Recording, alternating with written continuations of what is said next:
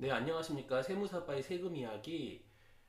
이번 주차에는 보유세 중에서 종합부동산세 부분을 좀 강의할까 합니다.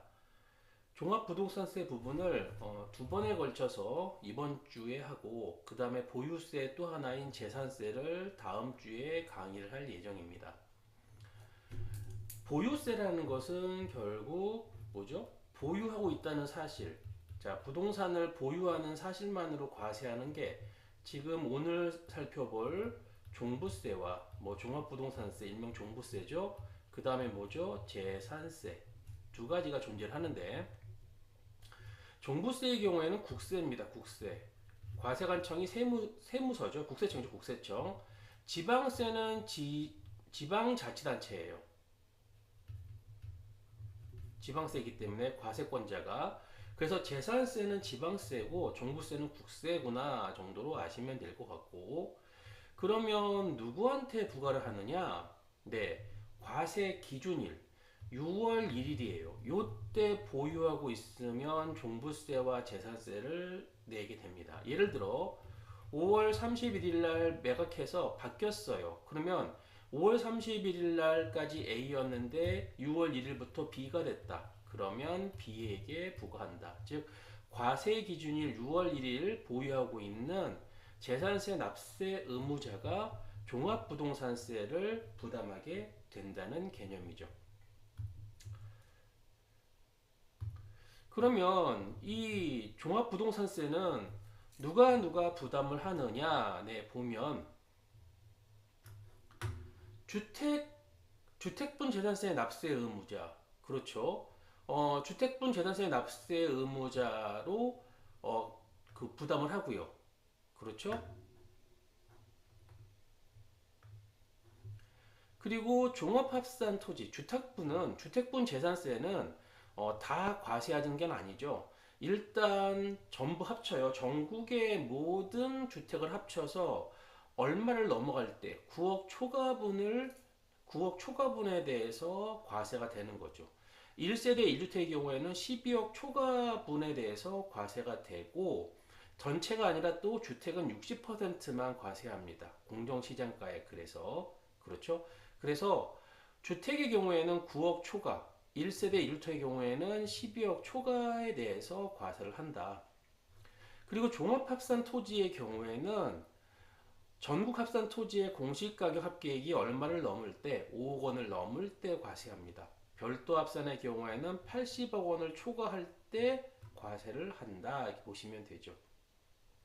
결국 정리해 보면 주택은 일반적으로 잘 내진 않죠. 일반적으로 잘 내진 않습니다. 왜 그러냐 하면 주택은 일단 9억을 초과하는 그렇죠. 9억을 초과하는 경우 초과분에 대해서 내는 거고 그 다음에 1세대 1주택의 경우에는 12억을 초과해야 돼요. 12억을 초과해야 종부세가 과세가 됩니다. 종합합산, 별도합산, 그 다음에 또 하나가 재산세가 과세되는 게 토지가 분리과세라는 게 있어요. 분리과세. 여러분 분리과세는 고율로 분리과세되는 게 있고 저율, 뭐 농지 같은 게 있고 뭐 별장, 고급 오락장 같이 골프장 같이 고율로 분리과세되는 게 있고 저율, 농지 같이 저율로 분리과세되는 토지가 있습니다.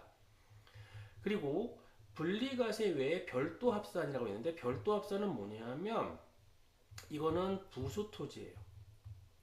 즉 어떤 건축물의 부수토지가 별도합산입니다. 결국 별도합산은 어떤 건축물의 토지로 사용되고 있다. 그리고 분리과세는 농지 등으로 저율 아니면 뭐 고급 오락장, 골프장 등으로 고율. 그러면 별도합산과 분리과세를 제외한 나머지 모든 토지가 뭐예요? 종합합산 토지예요. 뭐 나대지라든가 뭐 이런 것들이겠죠. 그래서 보시면 알겠지만 별도 합산은 되게 높아요. 뭘 초과할 때 80억을 초과할 때 종부세를 내고 종합 합산은 5억만 초과해도 자 종합부동산세를 부담하게 된다. 그렇죠. 그 느낌상 종합 합산이 훨씬 더 보유세에 대해서 강하게 과세를 한다는 느낌을 갈 수 있죠. 그럴 수밖에 없는 게 분리과세 토지는요. 재산세 자체를 고율, 저율로 저율은 왜예요? 혜택을 주는 거고 고율은 이미 재산세에서 높은 페널티로 과세를 해버린 거예요. 따라서 분리과세 부분은 종부세 대상이 아니에요. 왜냐하면 고율 저율로 이미 과세가 끝났기 때문에 종부세를 고려하지 않고 토지의 경우에는 종합합산은 분리과세와 별도 합산을 제외한 모든 것들을 종합합산이라고 그러고 여기에 대해서 5억을 초과하는 이렇게 높은 부분으로 과세를 하게 됩니다. 그러면 종부세 납세 의무자는 결국 주택을 소유하고 있다. 종합합산, 별도합산 토지. 볼게요. 이제 과세 표준을 보면 바로 답이 나오겠죠. 네, 과표를 보면 바로 이제 이해가 되십니다.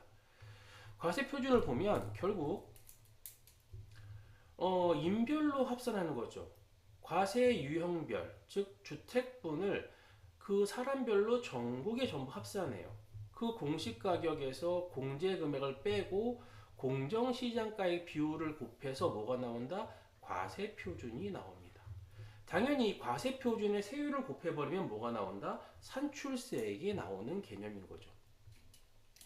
주택분에 대해서는 설명드린 대로 어떤 뭐 갑이라는 사람의 전체 주택을 다 합쳐요. 전국 합천의 공시가격. 그 공시가격은 뭐냐면 정부가 공시한 가격을 얘기하죠. 매년마다 뭐 공동주택 가격, 개별 그 단독주택 가격 전부 공시하고 다 합칩니다. 합쳐서 보니까 예를 들어서 전국에 다 합치니까 뭐 15억이 나왔다. 공시가격이. 그러면 9억을 초과한 얼마죠? 6억 다가 아니죠. 6억 곱하기 얼마죠? 60%한 거.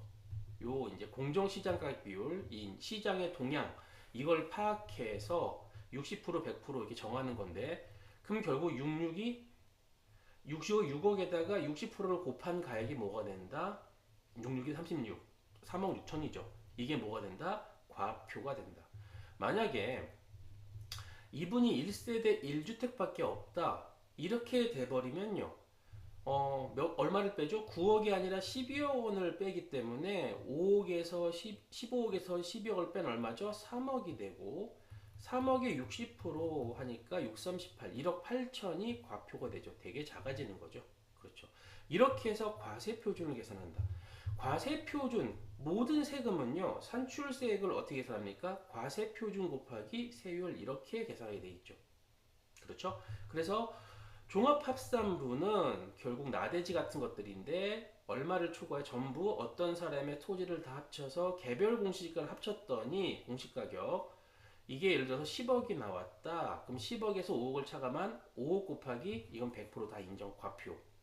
별도 합산한 경우에는 어떤 건축물의 부수 토지를 했죠. 그러다 보니까 되게 높아요. 전국 합산 모든 해보니까 뭐 88억이 나왔다. 그럼 80억을 뺀 8억 자체가 뭐가 된다? 과세 표준이 된다.